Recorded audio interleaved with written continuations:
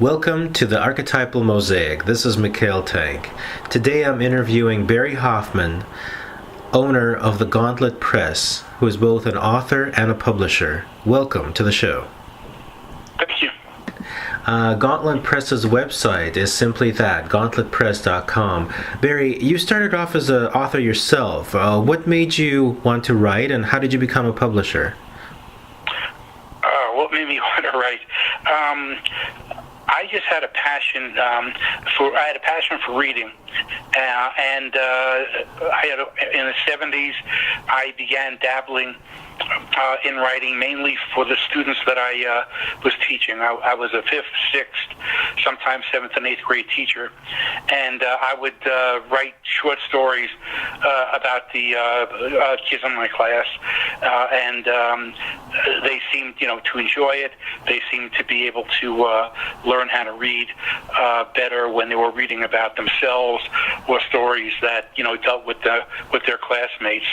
So that's how I began writing, and I went from there to writing short stories on other topics, and then at some point decided I would write a novel. Now, you've written 5 novels at this point, correct? Actually, I've had 13 novels published, and I've got a good 5 or 6 that are not yet published. Great. And they're all available on your website? They're available on both GauntletPress.com. They're also available. I've got a website. It's the Gauntlet website, and then they're available from Amazon.com. Now, before we start talking about your collaborations with some incredibly famous and respected authors, Gauntlet are the armored gloves for knights, etc. How did you come up with that? What's the image about?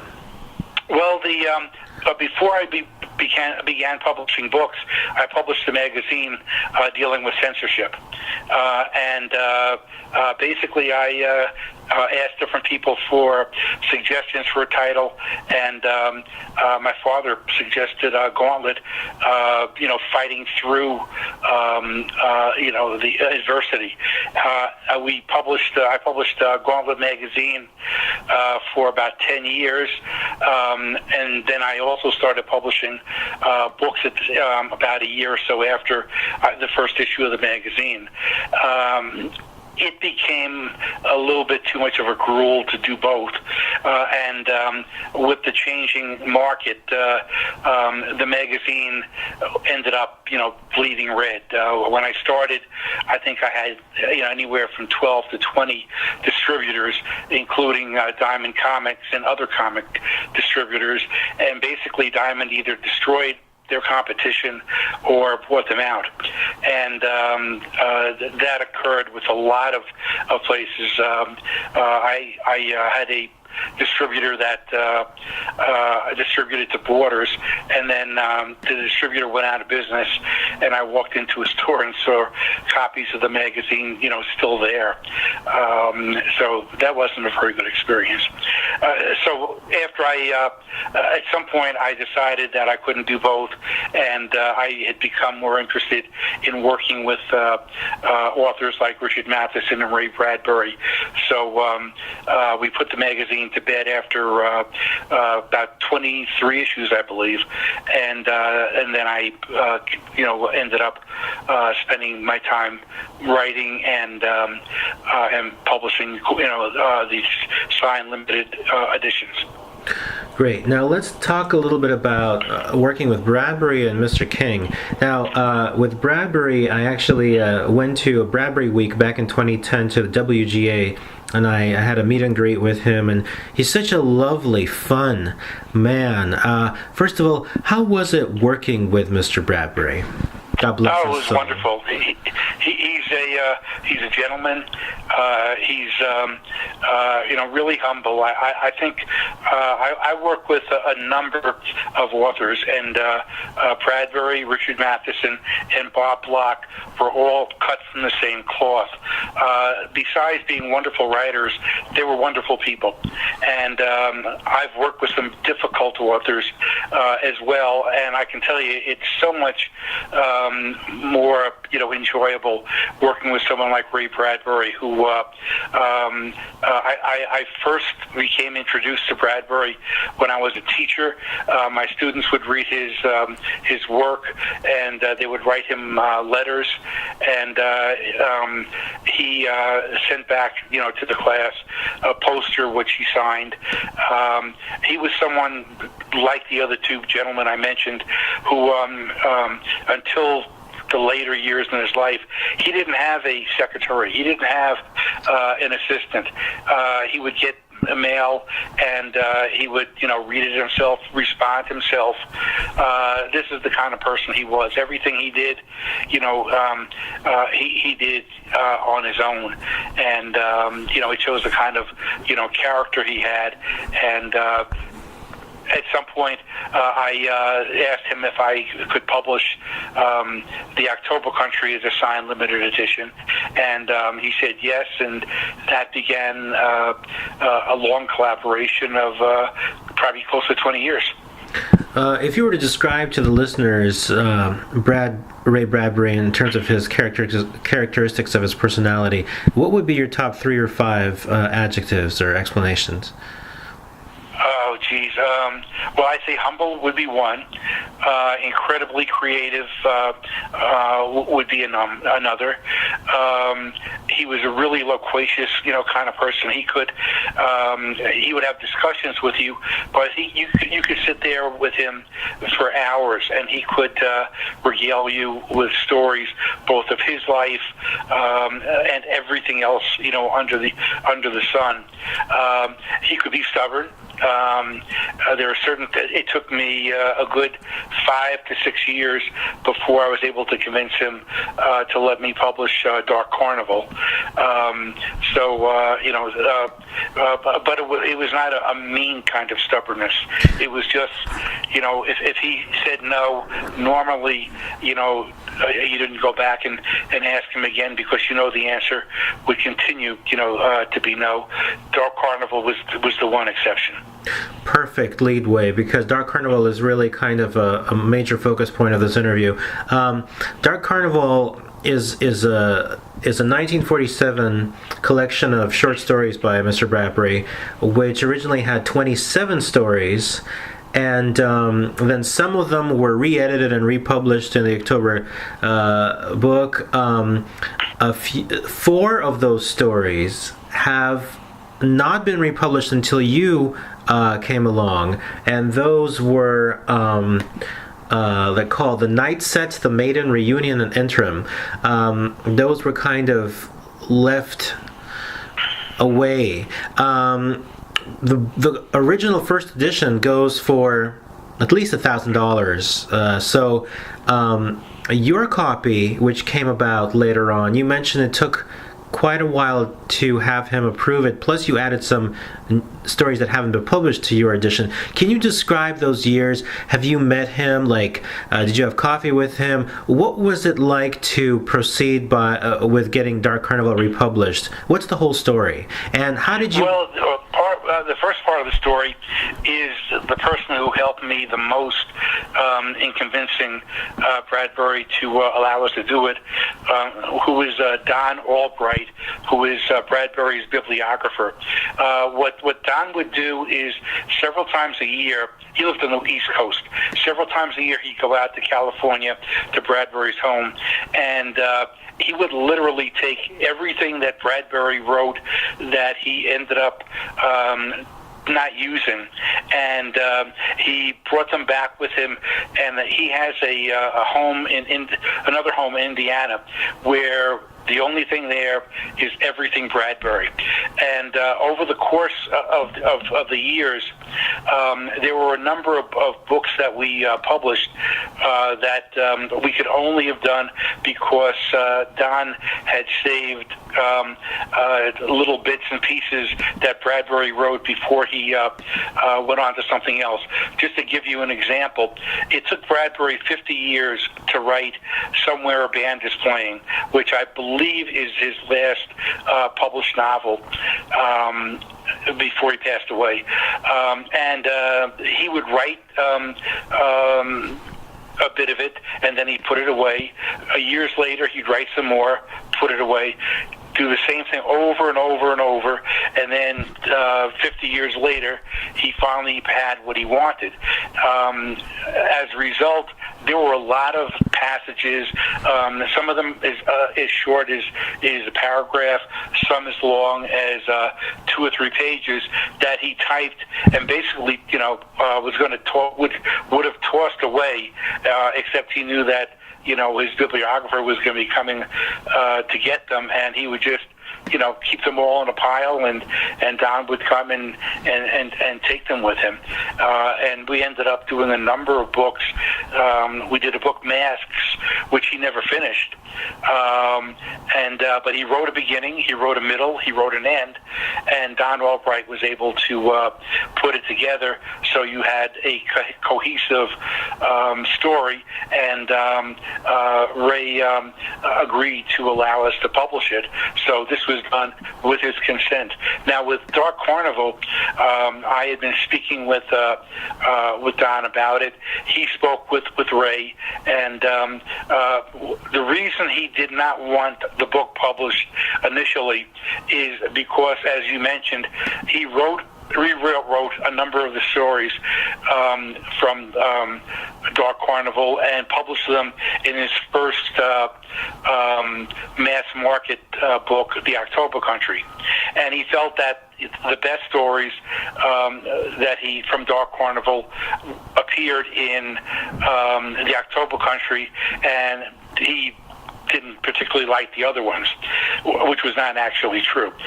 Because later, as we went through this process, there were other friends of his like William Nolan, Richard Matheson, and they would, talk with him, and they would say, do you like this story?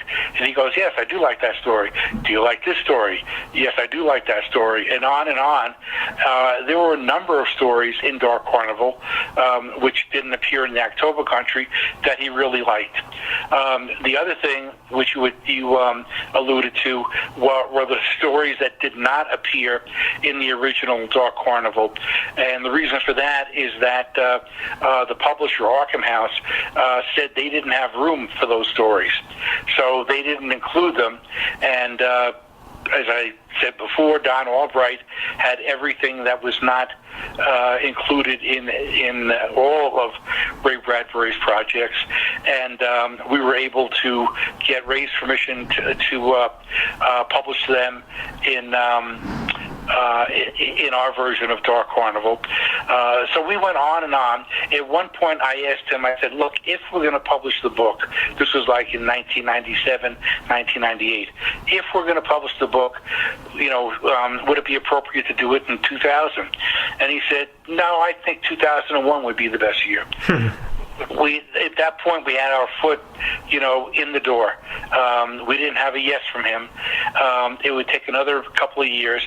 And what Don Albright eventually suggested is Ray Bradbury was an accomplished painter as well as a wonderful author, and he had a lot of these oil paintings that are just really beautiful. And what Don suggested to Ray is that if we publish the book, we use one of his oil paintings, and that seemed to have been the last hurdle that we had to overcome.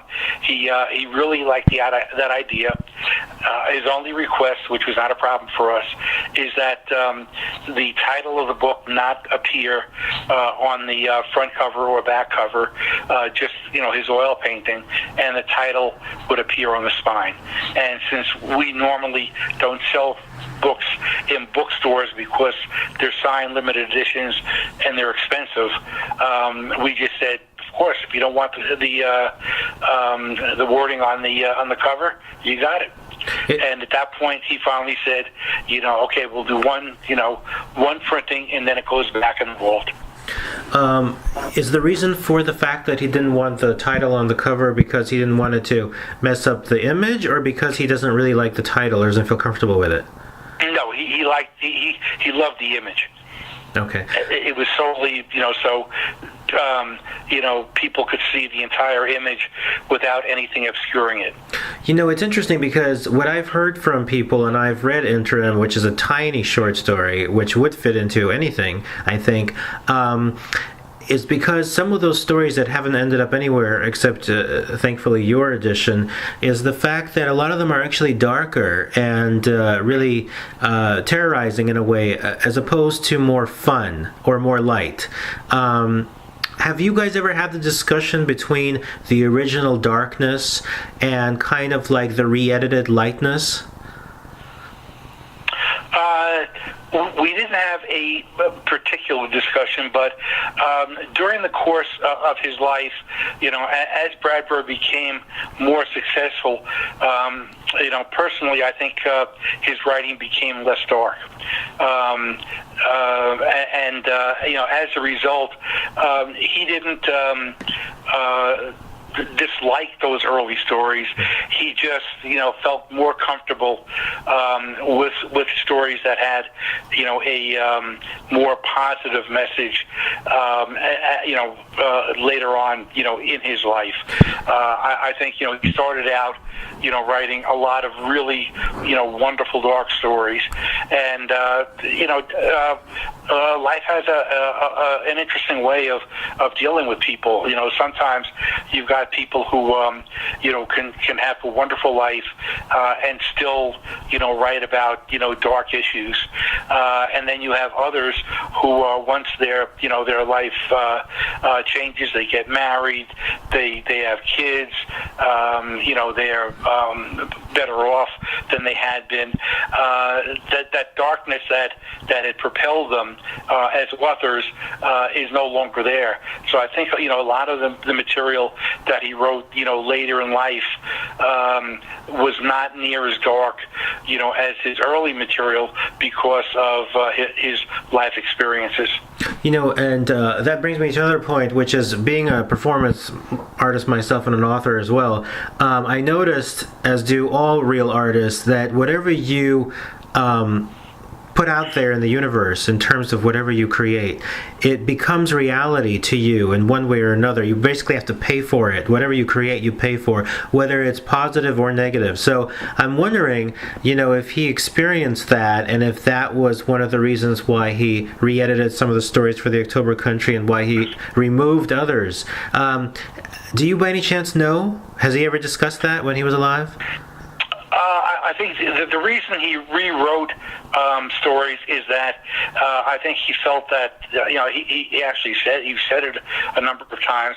He didn't think that the stories in Dark Carnival were written as well as they could have been. Remember, this was his first short story collection, so he was a real novice as far as a published author is concerned, and I think for his first mass market book, the October Country, he felt a need to polish the stories that had first appeared in Dark Carnival up a bit, and that's the reason that he rewrote it. He didn't write the stories to change the tone, because the October Country wasn't released 20 or 30 years after Dark Carnival. It was his first mass market collection.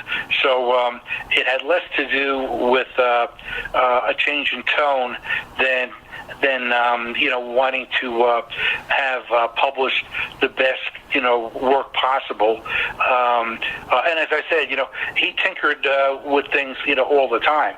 I mean, when you the one I told you that was never published is called Masks, and he had all kinds of tangents where he went left and right and this and that.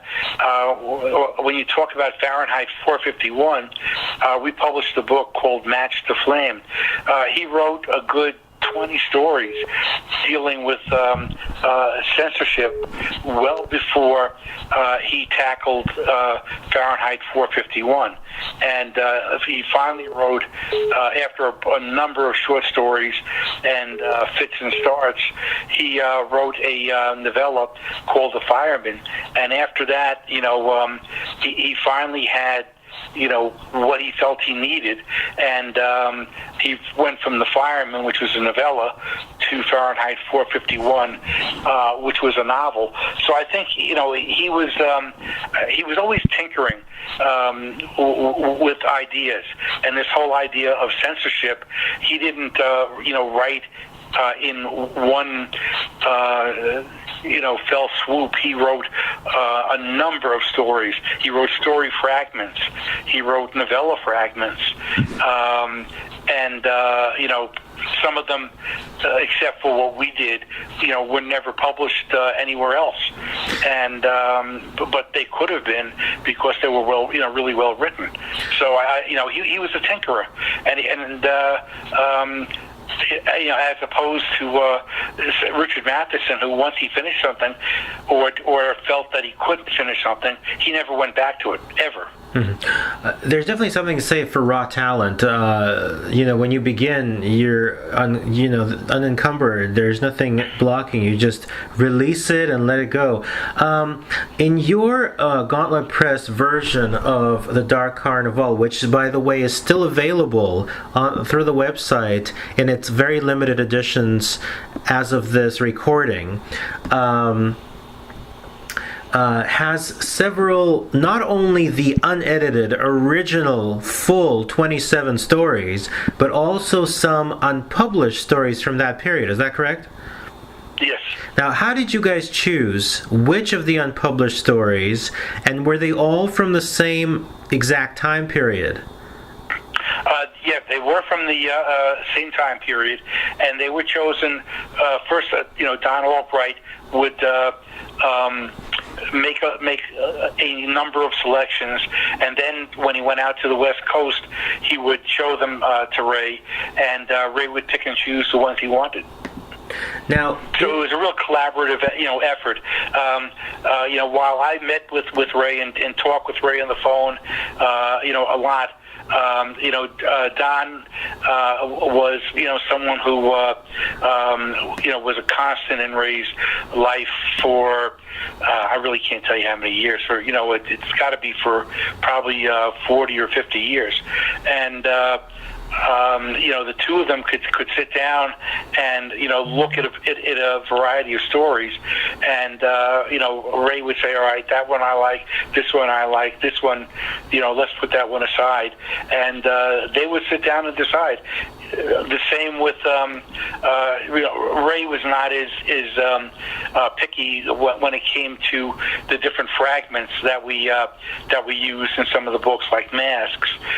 With those, Don would assemble everything, and then Ray would read it, and approve it. And he very seldom, asked for, any kind of changes. One thing that we did, I asked Ray once, is because he was an artist, I asked him if he would do an original cover for us. And this was our second book we did with him, The Illustrated Man. And he did a pen and ink drawing, and he faxed it to me with a little message at the top saying, "Is this okay?" Which I've noticed from a number of these wonderful writers. There's a little bit of insecurity, and like, I'm going to tell Ray Bradbury that his work is not acceptable. It was wonderful, drawing, and we used it for the cover of the Illustrated Man. And then after that, a bunch of other publishers came to him, and he wrote to me one time, and he told me that yours is going to be the only cover. I'm retiring my pen and paper as far as doing covers is concerned. That's very fascinating. Do you also have a plethora of additional Ray Bradbury stories that haven't been published that perhaps you will in the future? Well, I mean, I know that there are Ray Bradbury stories that have never been published. The problem is with Ray having passed, you have to have his estate approve any kind of projects, with Ray's work, and he had a mass market publisher who was very, very selective. I don't agree with her. They would send for every collection that he wrote. They used about 16 to 20 stories. And Ray would send at least 30, sometimes 40 stories. And the editor at his mass market publisher would reject, half of them and then publish the other half. And some of them, he submitted 3, 4, or 5 times, and I've read some of those stories, and they're wonderful stories. And they were rejected, and probably now will never appear because they're they're controlled by the estate, and so far the estate has not been willing to publish anything that is previously unpublished. Now, to give you an example of one of the stories, we are publishing probably around February a book called Brothers in Arms, which is a companion anthology to Richard Matheson's Beardless Warriors. And Donald Albright had found a story that Ray had written previously unpublished that dealt with war, which is what the Beardless Warriors is about. The Beardless Warriors is a novel that deals with a raw recruit's first months, in combat in World War II.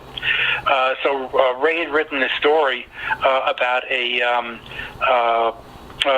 soldier who is going to be deployed the next day and spends a day at the beach with his girlfriend, and it's a wonderful story.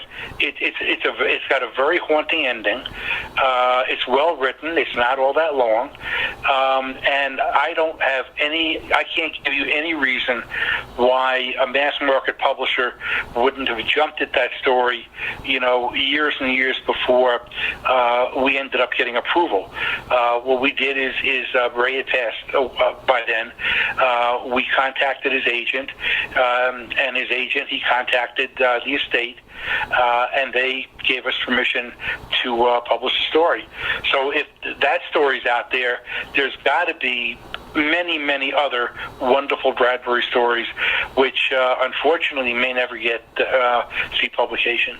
Well, I certainly hope they do through you. Well, it's not for lack of trying, I'll tell you that.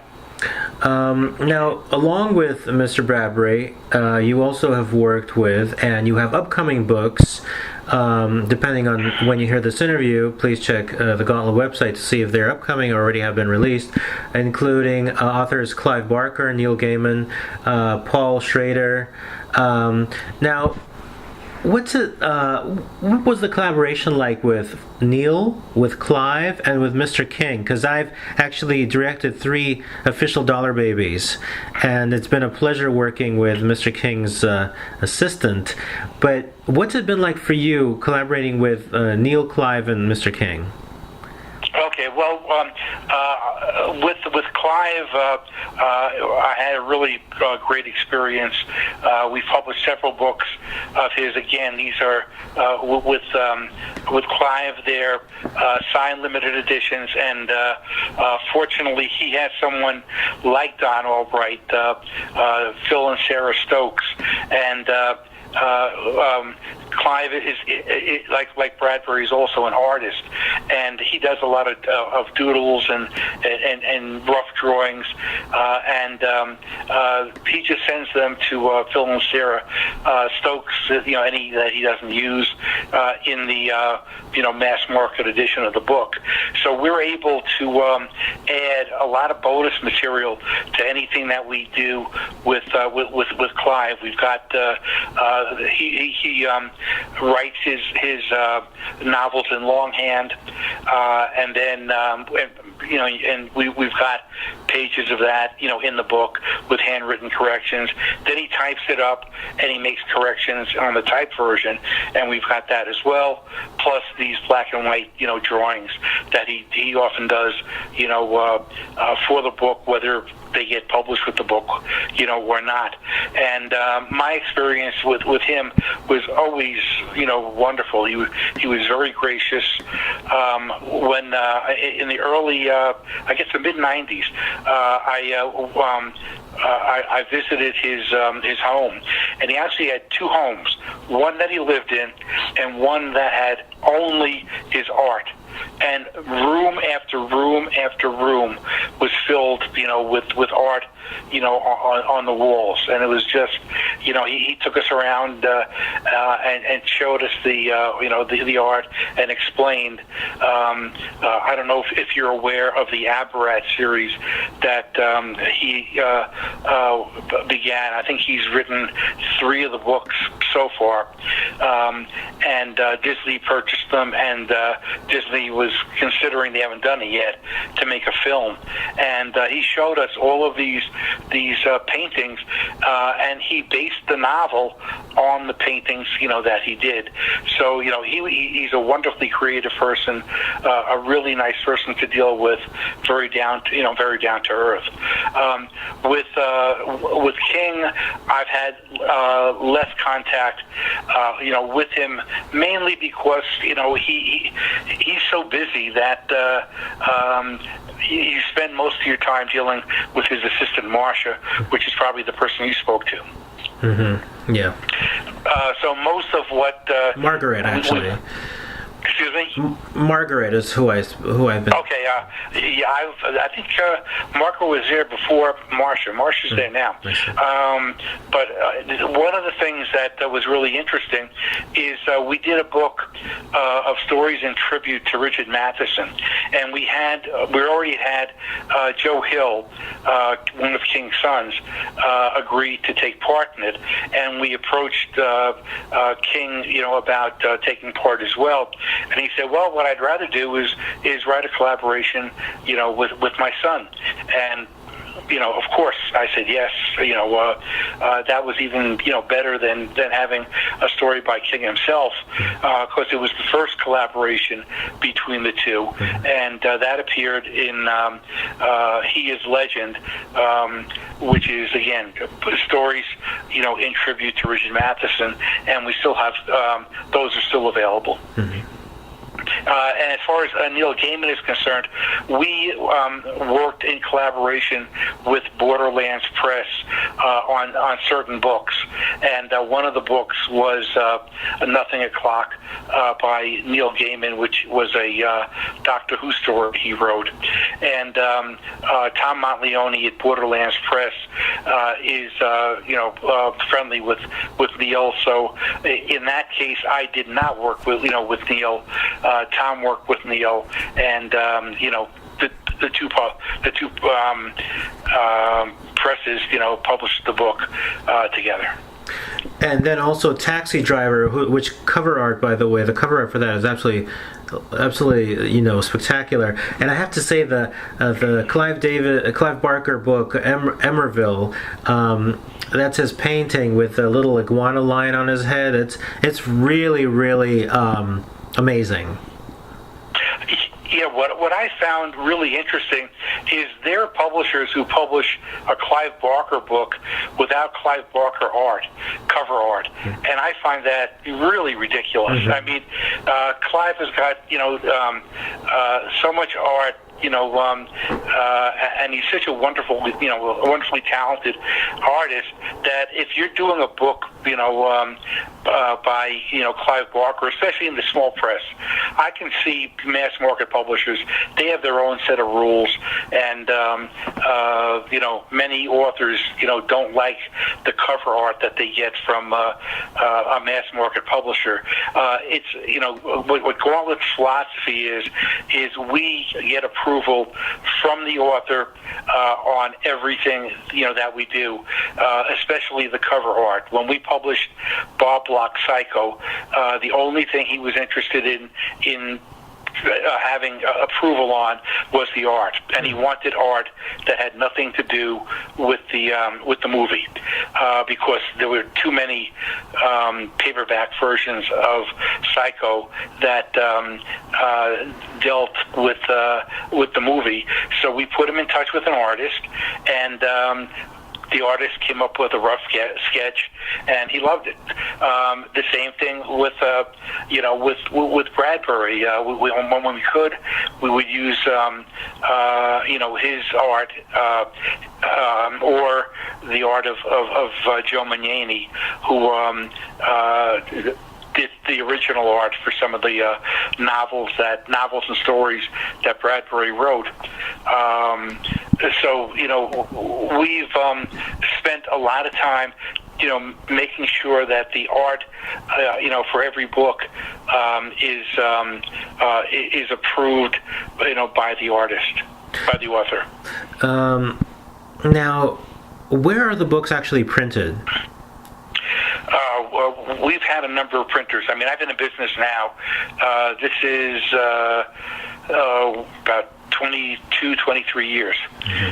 So, we go to we've had a variety of printers, and it's some printers, there's turnover, and the quality of work, may suffer, so we go somewhere else. So we've found just a number of printers that we've used over the years. Now, when you have like the script of Taxi Driver, which is signed by Robert De Niro, Martin Scorsese, and the author, how do you get them all to sign it? Do you send the same page around in a FedEx envelope, or? Yes, because some people are not aware of how it works. You can't, we can't print up 500 copies of a book, send those 500 copies to the author, and then ask the author, or in some cases in an anthology, you may have 20 authors. You can't ask them then to sign it. It just is a physical, impossibility, and you can just also imagine the damage that it would occur, with books shipping back and forth, from author to author to author. So what you have is called a tip sheet, and the tip sheet is just you print up for 500 copies. You print up 500 of the same page. It usually has some kind of image on it. You send it to the author, and the author then signs it. Now with Bradbury, it became very interesting because he would just pile everything that would arrive, in these piles in his where he worked, and he would get around to it when he could get around to it. So my son was living in L.A., and what he would do as Ray got on in years, and he would go over to Ray's house with tip sheets, and he would Ray would sign. My son would turn the page. He would keep signing. While he's doing this, he's telling my son, various stories dealing with his life, with movies he's seen, and things like that. And then when Ray got tired, he would just say, "Okay, that's it for today." And my son would say, "Fine." He would, take the tip sheets that were completed, leave, and then a couple of weeks later would call back up. So these are just individual, pieces of paper. They end up being bound in the book.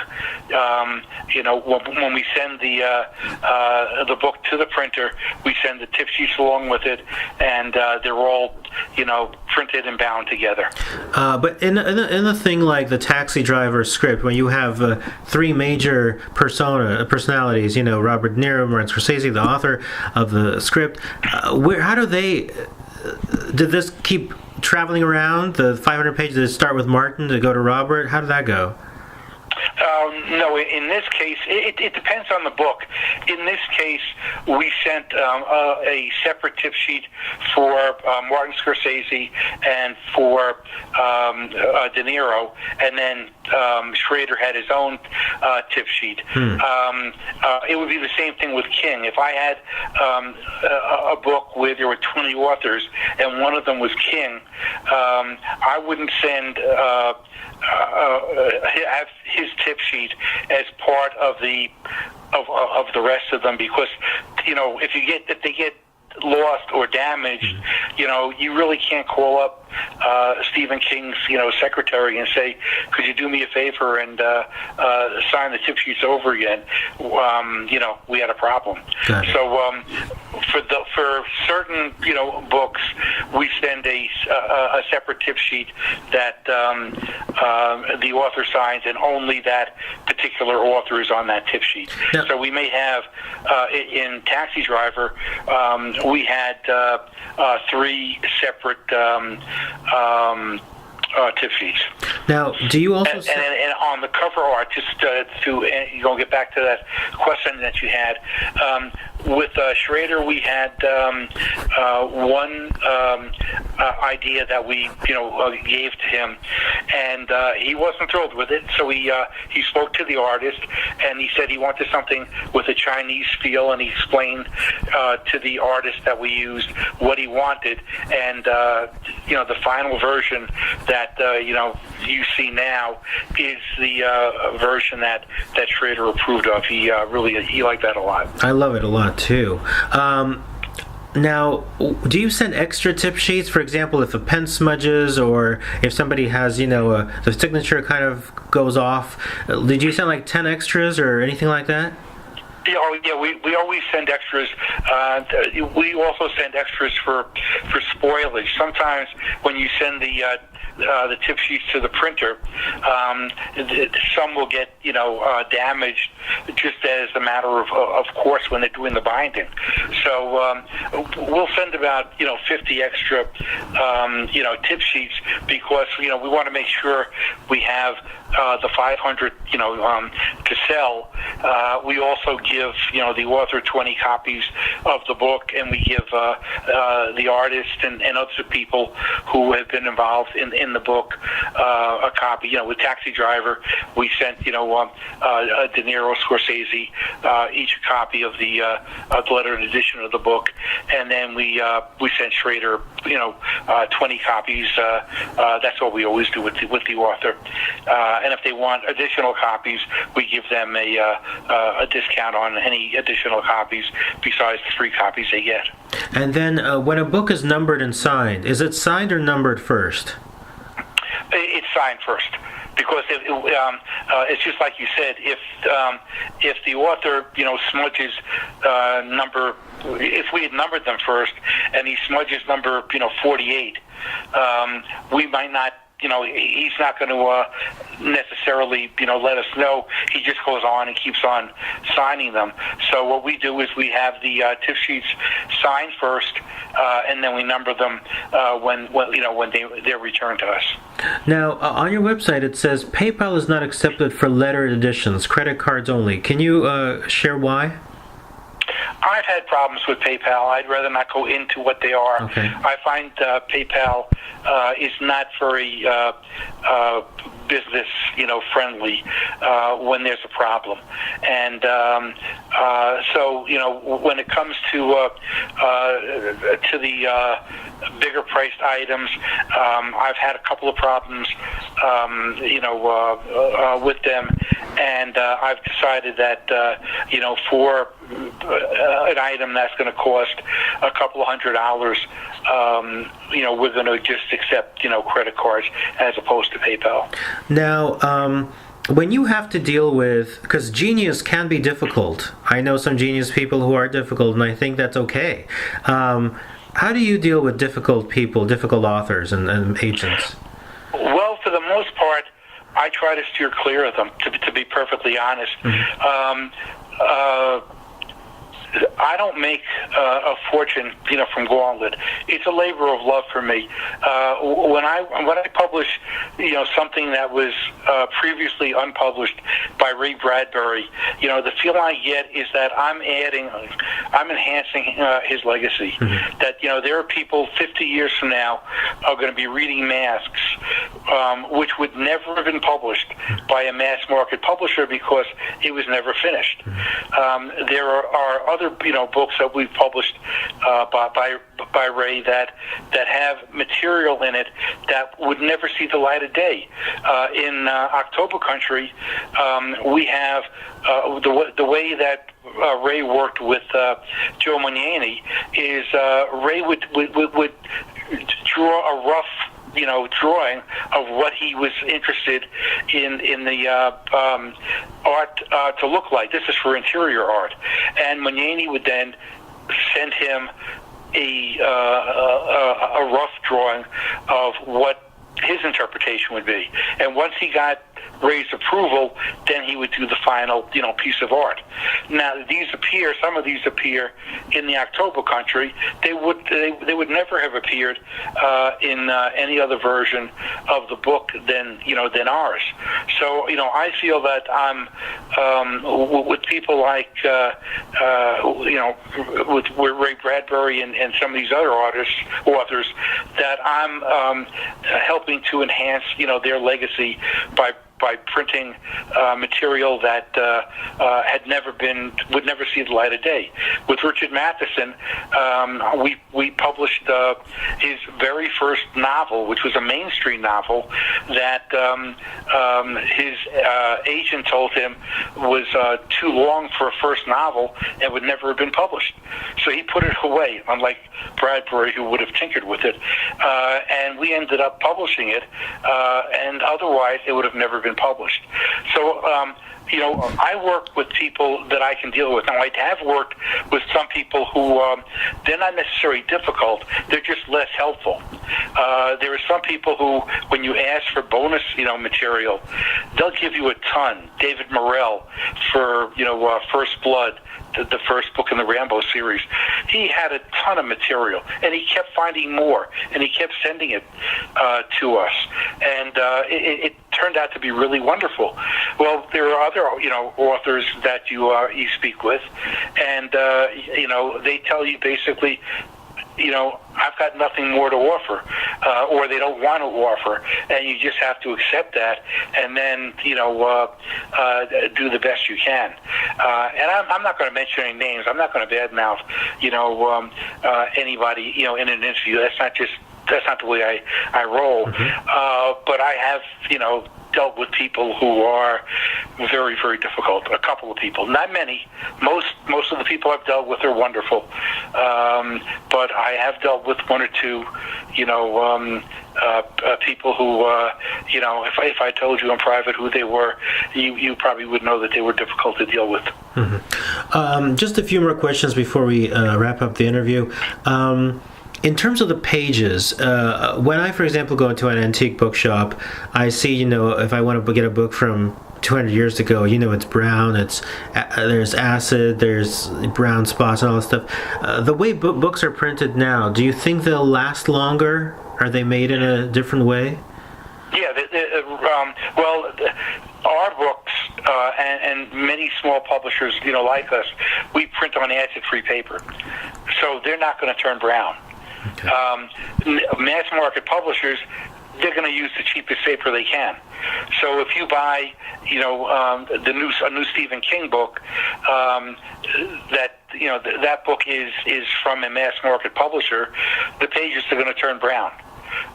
If you buy a book, a signed limited edition from a specialty press, they're going to use acid-free paper, and they'll never turn brown.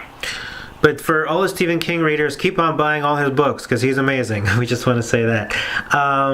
Now, Richard Matheson, The Secrets of the Twilight Zone. Has he ever, during your meetings and stuff, has he ever shared anything with you that you can share about the Twilight Zone, which is unique and unheard of? Well, the thing that was most interesting with the Twilight Zone is that for the most part, Rod Serling, he wrote 93 scripts, which we ended up publishing as a signed limited edition, signed by Carol Serling. After years and years of her saying no, we kept on, nicely badgering her, and she finally said yes. But what Serling did, which was to his credit, is he hired. He didn't necessarily hire. He had a couple of authors who he resonated with, that he worked with, a lot. One was Matheson. Matheson wrote the most stories, adapted they were mainly adaptations of his short stories, and he was also a screenplay writer, as was Bradbury. And Matheson wrote about 20 to 25 screenplays that appeared on the Twilight Zone, including one that's the most famous, Nightmare at 20,000 Feet. If you read, magazine articles dealing with Nightmare at 20,000 Feet, very seldom is Matheson credited with writing the screenplay. He was one. Charles Beaumont, the late Charles Beaumont, was another. He wrote probably about 20 as well. And then there were several authors. George Clayton Johnson wrote a couple. Earl Hamner wrote a couple. There were a couple of Bradburys that were adapted. So what they did is Matheson would write his script, and Serling would film it as written. He unlike now in Hollywood, where a script goes through 12 rewrites, Serling, wrote, produced what the author, gave him. And, it was a credit, to Serling, and also, a credit, to Matheson and Beaumont and these other authors that what they wrote, was filmed exactly as they wrote it. Now, let me ask you this kind of almost final question. In Fahrenheit 451, which... In what? In Fahrenheit 451 by Bradbury. Yeah. Whether it's considered a classic or it definitely will be a classic or it's somewhere in between right now. First of all, do you think it's currently a classic? And the most important question is, do you think that in the future, what happens in that book could actually happen in real life? Okay, first of all, I'm certain it's a classic right now. And it will be 50, 100 years from now. It'll still be, considered a classic. The other thing is that could it happen? Of course. One thing to reread is his I'm not sure if it's an introduction or an afterword. I believe it's an afterword. What we did is a good 40 years after he wrote the book and wrote the afterward, we republished the afterward in Gauntlet magazine. And if you read that afterward, 40 years after he wrote it, it was still as relevant in the year 1990 as it was in 1950 when he first wrote it. And if you read it again today, it's just as relevant. So I fervently believe that what he says, can, could, and is happening. You got book burnings all over the world, and including this country.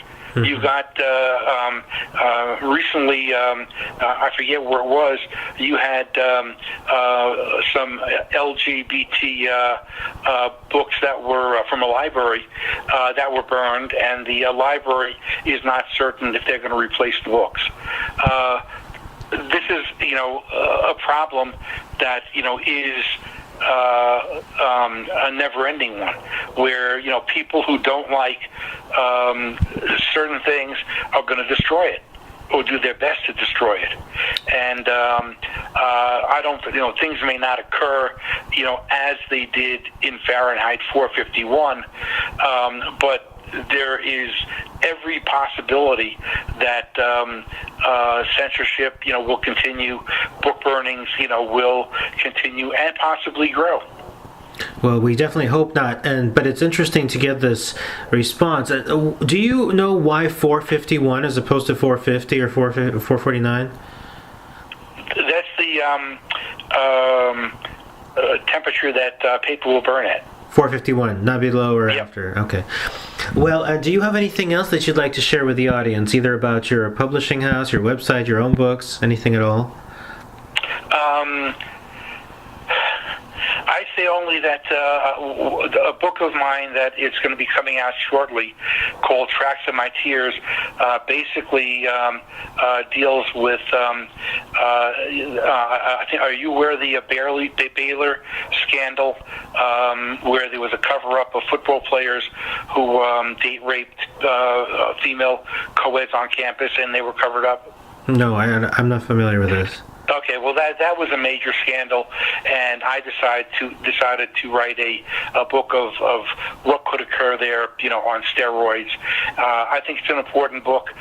It deals with the victimization and exploitation of young women, but also the empowerment of women who take back their lives, after what occurred on a campus. Wow. And when will that be available?